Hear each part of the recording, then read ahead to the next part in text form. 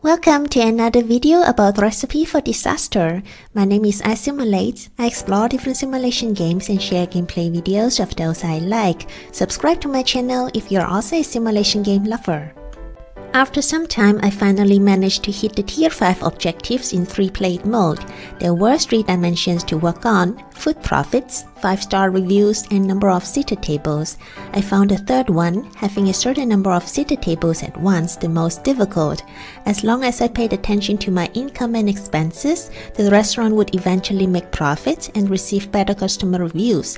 But to have more seated tables at the same time, the restaurant needs to be able to serve more customers without being too efficient.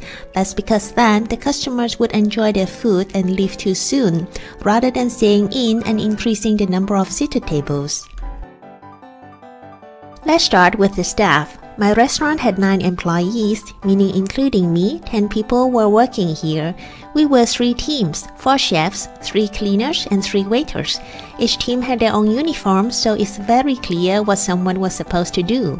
One important point to note was that at most there could only be 15 employees, and that you would lose the game if someone was fired or quit.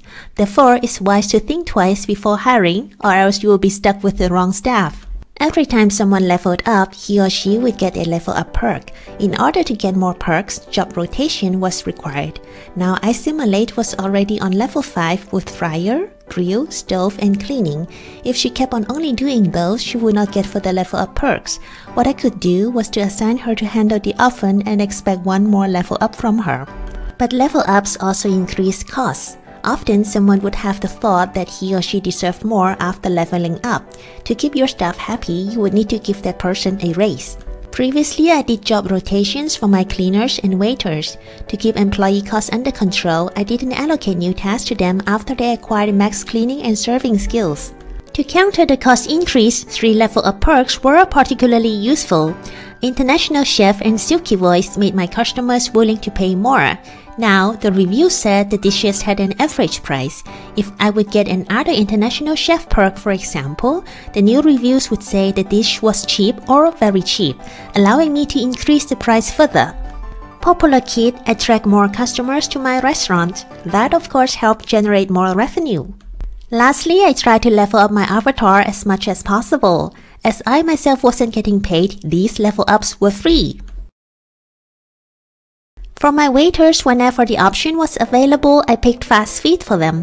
This really improved the restaurant's capacity since the waiters walked faster to take orders and brought dishes to the tables more quickly. Even though it's less obvious, but it's also helpful for chefs to have fast feed to walk around the kitchen faster. In my kitchen, all the appliances had only one person assigned. There was this perk, Long Woof, making someone work twice as fast with this setup. However, this perk aside, this should help up the efficiency in general because every chef with their own set of appliances wouldn't block each other. And then the cleaners. I found it very beneficial to have proactive cleaners like Jeffrey. Cleaners with this trait would serve random tables even though they were not assigned to do so. All tables in my restaurant were assigned to my 3 waiters. Despite that, I saw Jeffrey take orders and bring dishes to tables from time to time. The other way around, I also assigned 1 waiter to do cleaning. In this way, the 2 teams covered each other. It felt like I had, if not 6, 5 waiters and 5 cleaners. When I started this playthrough, the game suggests a couple of dishes on the menu. Eventually, I removed dishes like Sweet Home here that required multiple appliances. Maybe it's just me, but I found the AI a bit weird in such cases.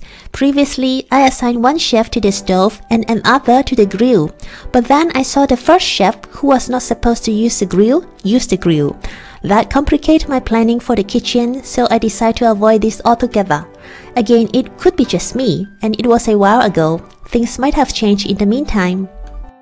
I have been paying attention to reviews that said nothing the customer liked was on the menu. After adding more dishes to the menu, I seldom receive these kind of comments. However, at the beginning, sometimes when I checked what that customer liked, I saw boiled potato, for example. The problem was, if I offered the dish boiled potato on the menu, its price was really low. It was not justified to have my waiter take the order, my chef prepare the dish, another waiter serve the dish just for that little amount of money. That's why I combined comments from multiple customers and offered the dish boiled vegetable mix. As long as someone likes something cheap boiled, I put that ingredient in this dish. With more ingredients, its price could be higher. As mentioned before, I found having a certain number of seated tables at once the most challenging. Fortunately, the game didn't specify if those should be tables for 1 or 2 or more. My restaurant used to have some tables for 1 person and some for 2. Naturally, it took longer to serve tables with more people. When I saw that my restaurant was too efficient, I added more chairs and now I only had tables for 2. Doing so increased the workload to the team and sort of forced customers to stay longer in the restaurant. That's how I hit that requirement 25 seated tables at the same time. Okay, I hope you enjoyed this video as well as the game. Stay tuned and check out Recipe for Disaster. See you next time. Take care.